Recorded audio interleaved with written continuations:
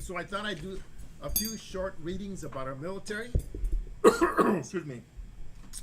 The first one is, well, I'll start by saying, at the time when our president and other politicians tend to apologize for our country's poor actions, here's a refresher on how some of our former patriots handled negative comments about our country.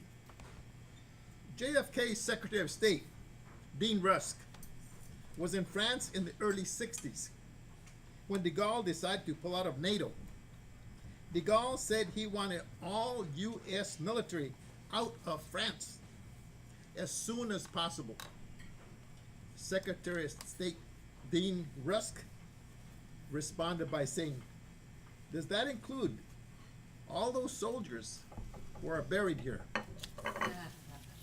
You could have heard a pin drop.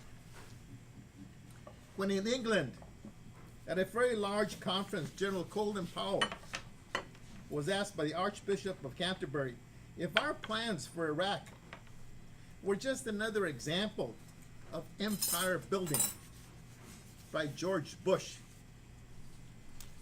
General Colin Powell answered, "Over the years, the United States has sent many of its fine young men and women into great danger to fight for freedom beyond our borders. The only amount of land that we've ever asked for in return is the amount to bury our soldiers in." You could have heard a pin drop.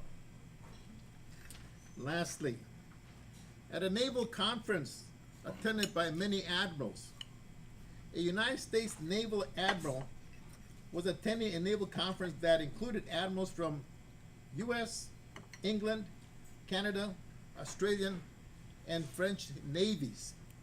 At a cocktail reception, he found himself standing with a large group of officers that included personnel from most of those countries.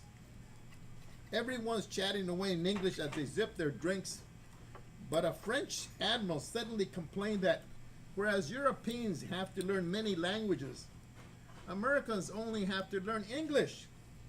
He asked, "Why is that? Why can't we have these conferences spoken in French?"